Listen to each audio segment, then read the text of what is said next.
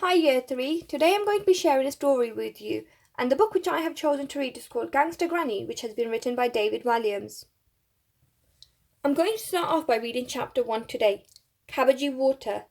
But Granny is so boring, said Ben. It was a cold Friday evening in November, and as usual he was slumped in the back of his mum and dad's car. Once again he was on his way to stay the night at his dreaded granny's house. All old people are. Don't talk about your granny like that, said Dad weakly, his fat stomach pushed up against the steering wheel of the family's little brown car. I hate spending time with her, protested Ben. Her TV doesn't work, all she wants to do is play Scrabble, and she thinks of cabbage. In fairness to the boy, she does think of cabbage, agreed Mum, as she applied some last-minute lip liner. You're not helping, wife, muttered Dad. At worst, my mother has a very slight odour of boiled vegetables. Can't I come with you? Pleaded Ben. I love ball-what-sit dancing, he lied. It's called ballroom dancing, corrected Dad. And you don't love it. You said, and I quote, I would rather eat my own bogies than watch that rubbish. Now, Ben's mum and dad loved ballroom dancing. Sometimes Ben thought they loved it more than they loved him.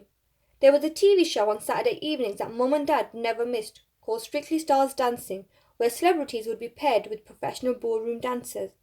In fact, if there was a fire in their house and Mum could only save either a sparkly gold tap shoe once worn by Flavio Flavioli, the shiny tan dancer and heartbreaker from Italy, who appeared on every series of the hit TV show, or her only child, Ben thought she would probably go for the shoe. Tonight, his mum and dad were going to an arena to see Strictly Stars Dancing live on stage. I don't know why you don't give up on this pipe dream of becoming a plumber, Ben, and think about dancing professionally, said Mum, her lip liner scrolling across her cheek as the car bounced over a particularly bumpy speed bump.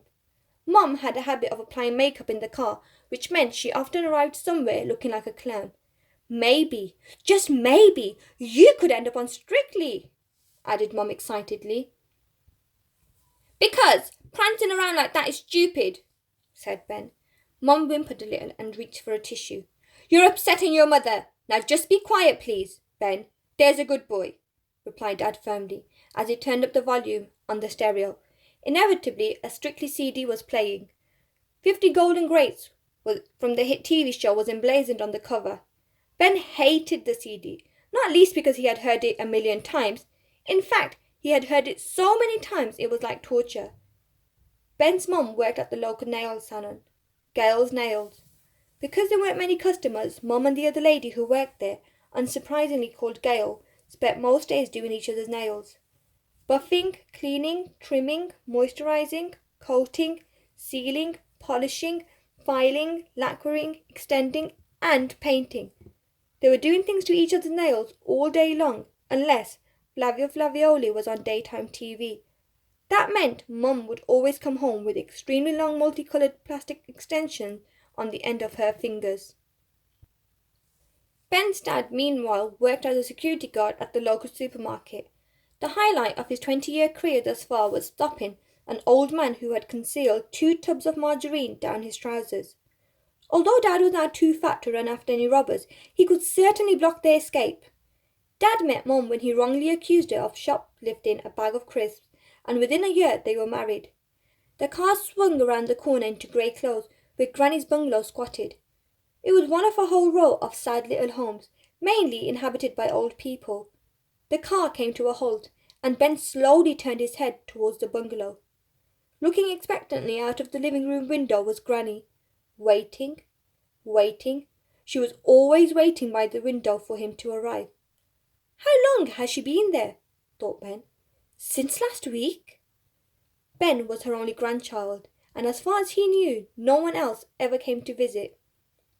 Granny waved and gave Ben a little smile, which his grumpy face just about permitted him to reluctantly return. Right, one of us will pick you up tomorrow morning at around 11, said Dad, keeping the engine running. Can't you make it 10? Ben, growled Dad. He released the child lock, and Ben grudgingly pushed the door open and stepped out. Ben didn't need the child lock, of course. He was 11 years old, and hardly likely to open the door while the car was driving. He suspected His dad only used it to stop him from diving out of the car when they were on their way to Granny's house. Clunk went the door behind him as the engine revved up again. Before he could ring the bell, Granny opened the door.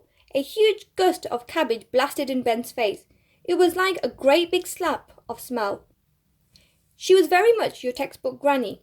Thick glasses, false teeth, hairy chin, white hair, hearing aid, mauve cardigan, used tissue tucked up sleeve, a packet of Murray mints in close by, tan tights, smell of cabbage, floral print dress, burgundy slippers. "Are Mummy and Daddy not coming in?" she asked, a little crestfallen. This was one of the things Ben couldn't stand about her. She was always talking to him like he was a baby. Broom, broom, broom! Together, Granny and Ben watched the little brown car race off, leaping over the speed bumps. Mum and Dad didn't like spending time with her any more than Ben did.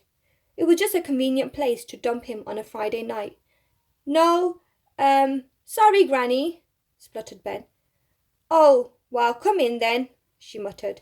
"Now, I've set up the Scrabble board, and for your tea, I've got your favourite, cabbage soup." Ben's face dropped even further. "No!" he thought.